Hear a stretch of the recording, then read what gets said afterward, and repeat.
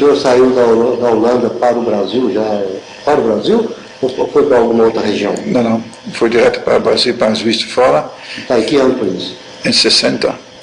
29 de setembro, em 60, cheguei ao Rio de Janeiro. Foi direto para as Juiz de Fora. Ficou lá um ano até janeiro 62 eu vim para Campo Belo. Eu seria o professor de latim aqui, porque naquela época tinha ainda latim aqui no ginásio.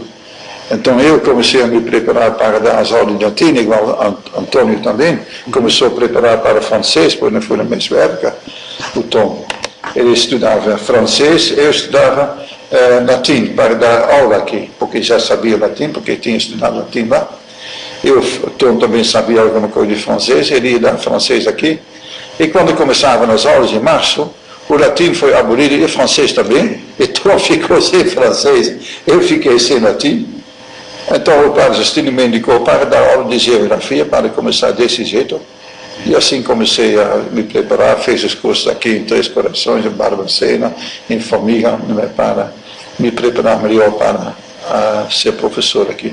Quando o senhor chegou em Campo Belo, viu essa cidade, qual foi a impressão? Oh, não me lembro mais não, sabe, porque não sei qual foi a primeira impressão.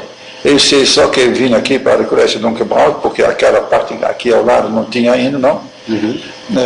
Porque tinha pouco tempo de sair lá do prédio antigo da praça para cá. Os padres moravam ou almoçavam, os seminaristas também tinham aqui, aquele balcão aqui embaixo, estava lá porque não tinha aquele prédio novo. Foi inaugurado em 64, aquele prédio. Muitas vezes nós assustamos porque não tinha luz. À noite ficávamos sem luz porque não tinha, porque aquela usina toniquinha parece, não tinha água, então faltava luz, a luz era igual a um prego, tinha aula à noite, não tinha luz, não tinha água, também muito precária, muita água suja também ainda, quer dizer, uma precariedade muito grande. Todos os padres estavam com vermes, porque agora a água não servia, porque era muitas vezes contaminada, fervia a água, punha limão lá dentro para ter uma espécie de limonada, para não, porque perde o rosto quando ferve a água. Quer dizer, uma certa primitividade, mas não assustei tanto assim, não. Quando foi que começou a surgir a UEC, para o seu trabalho? Bom, quando eu cheguei aqui, quem tomava conta da UEC era o Padre Antônio. 61. 61 deve ser, acho que ele fundou lá. Participou da fundação em 61. Então, 61. Então, está vendo? Então, em 62, eu me lembro muito bem de 62, se não me engano, houve aqui os Jogos Olímpicos. Me impressionaram muito, porque a abertura dos Jogos Olímpicos foi lá na Praça de Esporte, também primitiva ainda, naquela época mudou muito também. Com todas as bandeiras dos clubes, então, Colégio São José, porque sempre trabalhávamos muito unidos com o Colégio São José, menos com Armstrong, sempre uma certa rivalidade. Nem sei se Armstrong participou daqueles Jogos Olímpicos. Mas, em todo caso, o Antônio trabalhava muito bem. E muitas preocupações com a UEC ao longo desse tempo, que o senhor se envolveu com ela? Muitas preocupações, não sei não, porque a situação era diferente ainda.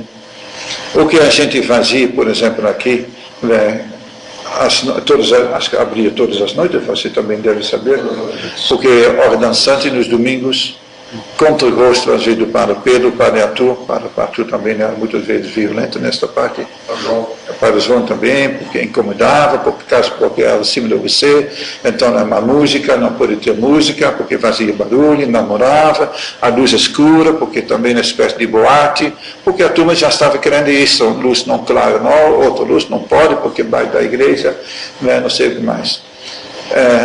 Preocupações que talvez mais de outra parte a gente estava mais aberta para a realidade da juventude naquela época. A única coisa que eu sempre falava com o UEC, vocês estão resumindo muito a UEC a sede. O UEC é muito mais do que a sede. O UEC não é só divertimento, não é hora dançante, é muito mais conscientização do jovem aqui da cidade do que se divertir, faz parte também. Mas agora, uma das questões que sempre tinha, falava também, gente, vocês estão resumindo demais a UEC a sede. divertimento, recreio. É muito mais parte cultural, parte social, parte religiosa, por exemplo, e tudo isso. Qual é o comentário que o senhor faria, a análise? Muito positiva, foi muito positiva. Para a cidade, porque a UEC é um conceito na cidade, até hoje. Não fala lá, a casa paroquial, não, UEC é um ponto de referência. Quer dizer, agora, talvez nem saiba mais o que significa a palavra UEC. Mas agora, se falar, todo mundo fala, na UEC. Talvez o nome esteja lá ainda, não sei. Quer dizer, era muito, muito, muito positivo naquela época. E agora, até hoje, é um ponto de referência para muita gente dizer, na sede do UEC. E sabe que é lá embaixo da igreja. Muito positivo, sabe? Graças a vocês que fundaram aquela época. Os tempos mudaram, né? A sobrevivência tão longa da UEC em Campo Belo, poderíamos dizer que ela foi possível graças a uma sede debaixo da igreja? Não, eu acho que graças ao Colégio Dom Cabral. O que gostaria de relembrar é o seguinte, que foi um tempo muito bom para nós aqui do colégio e também para a juventude de Campo Belo, porque eles tiveram lugar para ir. Outras cidades não tinham esta oportunidade, igual também a Henrique estava dizendo, a sede era muito importante porque tinha uma sede, e com certeza eles começaram a pensar numa outra sede por causa das críticas que estávamos recebendo dos padres lá. Mas eu acho que foi um tempo muito rico, e até hoje, o que já falei, a UEC é um conceito na cidade, até hoje, talvez sem saber o que significa a UEC.